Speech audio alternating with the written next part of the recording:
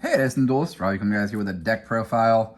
It's an updated list to the list that I went through like kind of super quickly the other day. That was the Reptilian Vasky Amaryllis deck. I got my friend Donovan into trying it, and between him and I making tweaks here and there together and really working on the deck, and then he put the deck on Keegan's Deck Doctor. A little bit more changes here and there. The one thing I won't show today is the sideboard because we're still working on it.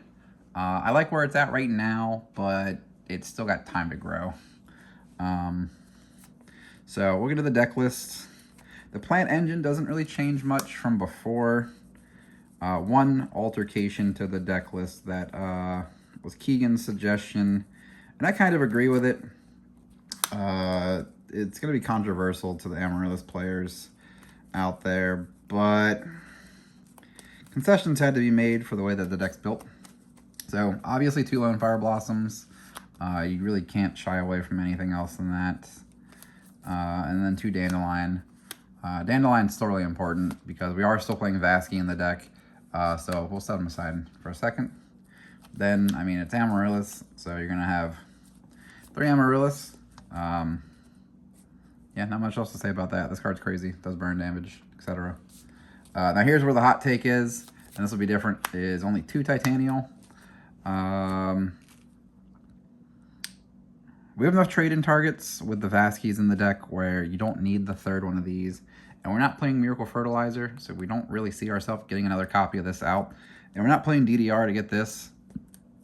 And like most of the time, I've decided without a doubt, like, even if we have trade-in and Amaryllis and Graveyard, we're going to go 1 Lone Fire into Titanial and stop there. You're not going to go Lone Fire, Titanial, just so that the 2nd Lone Fire has value getting the other Titanial later. Unless, like, you're just, like, really needing plants and you have, like, double Amaryllis and Grave. I guess that's a different story, but yeah. Then we have 2 Mystic Tomato. So, Tomato bridges to the next part of the deck, which is the Chaos Engine or the Dark Engine a lot. But I felt like swapping this around and agreeing with Keegan, and it was just like, this opens up the other deck more on this than having her, and like not playing Miracle Fert, it makes sense. So still a lot of plant monsters for Amaryllis. Now Tomato gets us a lot of cards. Tomato gets us Gale, which is like one of the craziest cards in the deck, hands down. Sangan, which gets us like everything in the deck, basically. Plague Spreader. And then technically Tomato could get Battle Fader, but like you're going to get Fader through Sangan. Fader's our only defensive monster, hand trap, battle stoppers, no Gores, no Trag. I felt like Fader was just the best of the 3 options just because it has more synergy with the rest of the deck. And it has 0 attack, so like it has that synergy that's needed for the Vaskys. The 2 tuners are pretty good. Wouldn't change that, and Sangan gets a lot of cards in the deck. Then we have the 2 Reptilian Vaskys still. This card's really strong. You can only control 1 of it on the field, so like you can't drop 2 of them on the field at all. But you can pop a face-up monster they control, and you can use tokens or monsters with 0 attack from either side of the field. So with like a lot of the frog decks starting to like bounce up to like triple Fader, or if you like run into like an opposing matchup with like Cyber Valley, like you can just abuse either side of the field for Vasky and summon it, and then it's just like it's a free body. It's just a lot of pressure, a lot of damage, and she's an 8-star dark, so like she fits with a lot of the deck, which segues into triple Cyber Valley. Now Cyber Valley being able to draw you cards or stack the top of your cards of your deck, and at worst it is a battle stopper. But I can't tell you how many times where it's just been like, put a crazy card on top of my deck and then just like draw that card if needed. In testing the other night, I did this like sick play where it was like Valley, stack a card.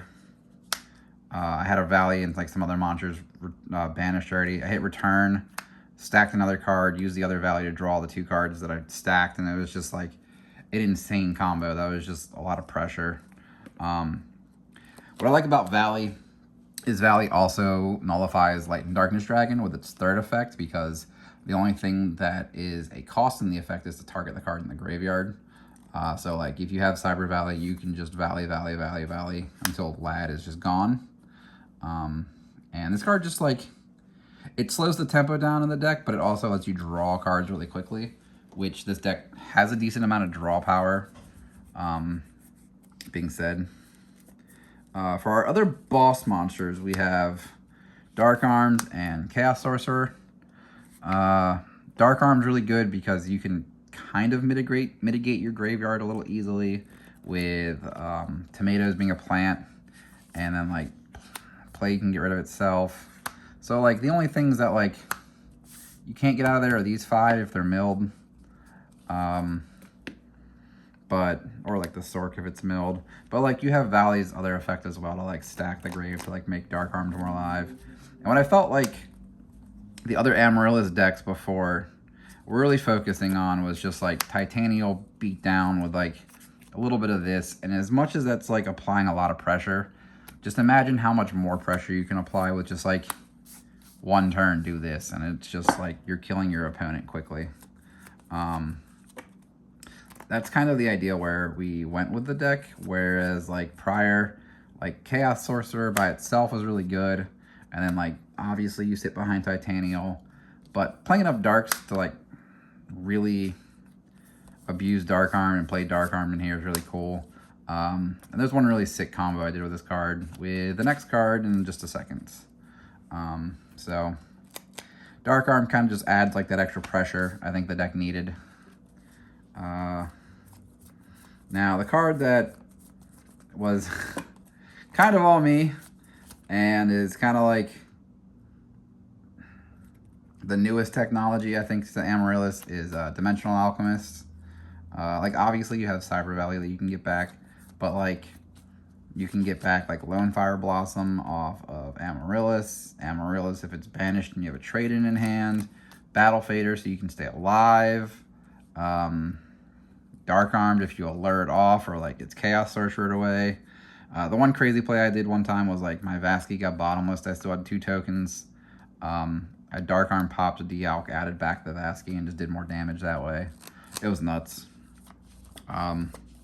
This also like adds the extra light that you need because like the deck plays 6 lights for Chaos Sorcerer, and I think that's plenty. Like if this gets to graveyard. So like him being the other light, and one of the main cards that's starting to really pick up in popularity is Kaiku. And like if you use his effect, you can just crash into Kaiku and then you get the monster back that's banished. So like this being better than like the 3rd Lila in my opinion, just for the sheer fact that like you're playing enough cards that banish, you're able to swing into the Kaiku or Shura or a Laquari. It's just a really good card. And like I said, there are millers. So 2 Lila and Trooper. We cut Trooper for a little while, but we were missing that like self mill that he does for a little bit, and he made his way back in. I really don't think I'm gonna cut him anymore. There are times where he's really bad, but it's just like you need to get the plant engine going or your dark engine going. Trooper's just solid for that alone. So I really think that Trooper helps the deck enough, and I think like just 2 Lilas is fine. I mean, we are playing Charge, so like 3 Lilas is just enough. Raico's too slow in my opinion.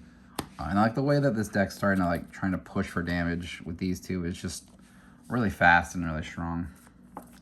Now that's all for the monsters. It is like 25 or so, 27 monsters. It's a lot.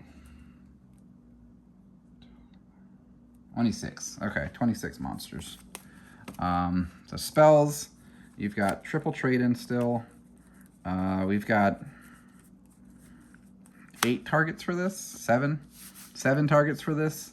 So like it's still going to be live. In fact, you might have even more percentage of it being live than the other current builds because you are playing the extra 2 8-stars with Vasky. I guess extra 1 cutting the Titanial. But this card, without Miracle Furt, like drawing the Titanial kind of sucks, but like you still have trade in to get a plant in the grave for Amaryllis. This really is just to get Amaryllis in the grave at this point. Now we are playing this full suite of Steal Your Monsters with Mind Control, Mark, and Brain. This lets you really just use a lot of different choices in the like tool belt that we have here. You have either like synchro plays, you have cyber valleys, not many tributes I'd say, but like you have a lot of ways to convert these cards into a use. So really powerful cards. Back row we just have Heavy Storm. I feel like the 2 Lilas is enough. And I mean technically the 3rd Lila. So like this is MST. I look at it that way. Yeah. That being said, it's just MST is not really needed. We are playing as a back row hate 2 Trap Stun as well. You can turn this card on proactively or reactively. I think proactively is a better way to look at it because you can then just kind of like make your lone fire plays and then drop Dark Armed and just kill them. Yeah, I think it's the better way to play that card, and it's just better than MST right at the moment. The last couple of spells, we got Allure for additional trade-in or draw power. You've got 1-for-1, which is crazy because you've got Cyber Valley, and like 1-for-1 Dandy is just insane because you're just drawing 2 cards and then still have a token. Great. We have Scapegoat, which combos with like Summon Valley, draw 2, you still have 3 valleys or 3 tokens to summon Vasky, or you can synchro with it between like the Gale and the Plague. So like this is another really cool defensive card because not only does it is defensive card through this, but it is a defensive card through Drago. Whereas like Battle Fader, Gores, Trag are all dead through Drago, but if they like Giant Trunade you or have Drago on the board and try to kill you, you have Goats, and then like Goats can just save you through the Dragon OTK. This card's just really solid just for the synergy of the deck. I think I really argued for it more, like Donovan cut it for a little while, and then I was like, look, it's our one of our defensive cards. It works with Vasky, and like the amount of pluses you can get off of Cyber Valley with it is insane, and it plays through this card. So like this allows you to do more with your deck than prior, and just allows that like little bit of defense that the deck needs. Obviously it still loses to Oppression, Vanity's Fiend, and Fossil Dyna, but so does like a lot of the things in this deck. So yeah. Then the last spell is Foolish Burial. This has a lot of different synergies you can do with it. Not only because you can set up an Amaryllis, you can get a Plague Spreader, you can get your 3rd Dark if you needed to for Dark Armed, you can get a Dark or a Plant in the Grave for Mark of the Rose, you can send a Light or Dark if you need for Chaos Sorcerer, you can send Dandy so you can summon Vasky off the tokens. A lot of synergy, honestly. Or you can send Dandy tokens to summon Lone Fire and then play like a bigger turn. Foolish just kind of enables all of that. And it's a starter, a combo extender, and just overall just an important card. So I wouldn't cut this card. It just does everything the deck needs. And the last 2 traps are Trap, Dust Shoot, and Return. So that rounds the deck up to 42 cards. I felt like Return, we weren't playing it at first, and then like Dialk came into the deck, and I was like, all right, this card's needed. It has so many valuable targets with like Cyber Valley, Titanial off Amaryllis, Plague Spreader, and just like good cards in general. Like this card's crazy. yeah, it just lets you kill your opponent through so much and just like gain a lot of really good advantage. Defensively as well, like you can play the card and bring back Cyber Valley when they're trying to attack you, and it's just like, all right, cool. So like that's the main deck. The extra deck, there's a little bit of wiggle room, but not much at all. Ooh, that's a good hand. Draw 2 after dumping full. Oh my gosh, yeah, crazy. I'll get into it. So we got Chimera Tech. We side Cyber Dragon still. Yeah, that's that. Armory Arm. I've made this card a couple of times. It comes up. Catastor, and Android are for our 5s. They come up as well. Not much, but like when they do, they come up. 6s, you got Urkoyas, Tempest, Brio, Goyo. I think I've made these 2 more than these 2 in testing so far, but that's just because we're testing the mirror, and the mirror is kind of toxic as it is. This being a dark's really good because, one, it lets you set up your dark arm plays more. This card's actually like a crazy combo card compared to like the other ones. Like Bronic is a combo card for the deck as well, but Tempest allows you to do a lot more for the deck than like a lot of the other extra deck. Whereas like in normal Edison, your extra deck is going to be just like the cards you use, but this lets you use the cards that you have in your hands with it to use the other cards. And what I mean by that is obviously our only way to make it is these 2, or if you steal something, or a tuner, like a Krebons or something. But you make it with these, that's automatically a light and dark. Well, so let's say, for example, the Plague Spreader gets banished. So you have a light engrave. You can then pitch cards like Dandelion, which lets you summon Vasky, or you can pitch other cards that are dead, like an Amaryllis in your hands, or if you're sitting on a Cyber Valley in hand that's not needed, or let's say, for example, that your Lila survived and you have Dandy, you can go like normal Valley, draw 2 off of that, so then you have synergy off of the tokens being summoned.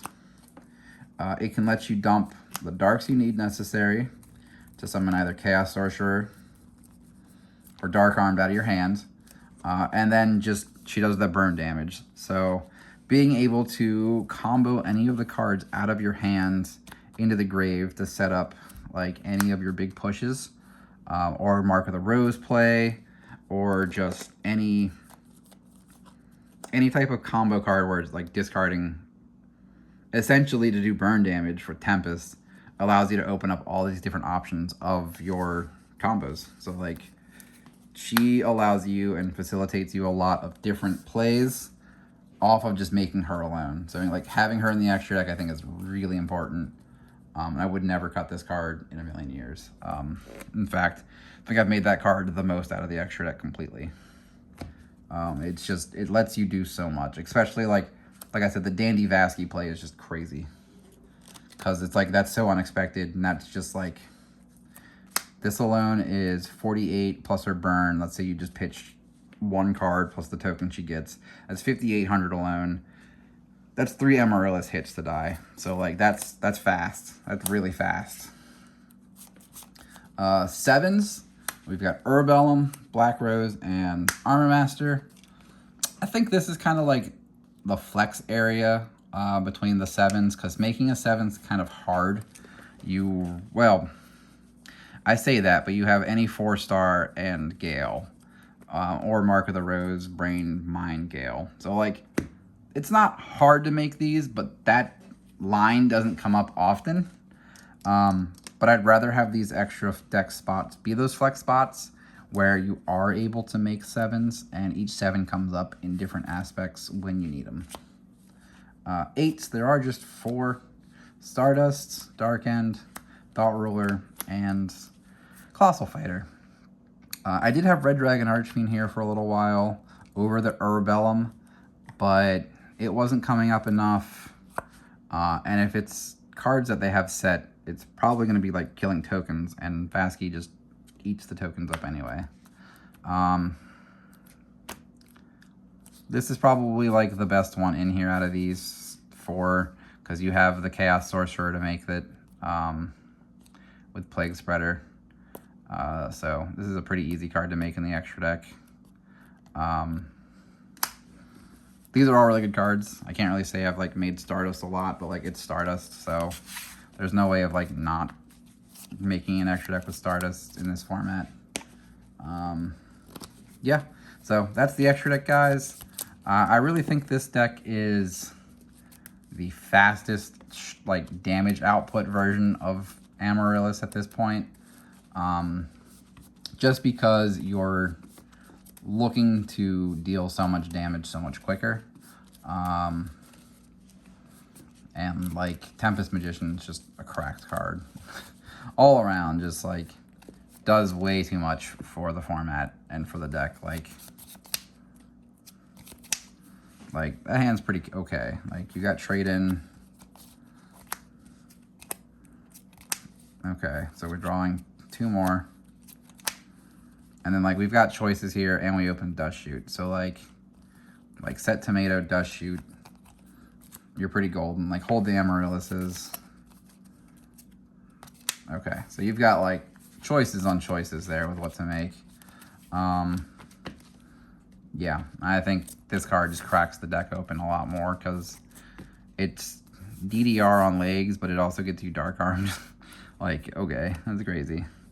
Yeah, guys, this is a much longer deck profile on Chaos Amaryllis, I guess is what we're calling it. Deck's really strong. I highly recommend you guys trying it. It's really fun too. Like the Cyber Valleys are really good, and it's just really good. Even like this Brickish hand, like you can draw 2 on turn 1, and like, all right, cool. Like you're sitting golden. All right, guys, peace.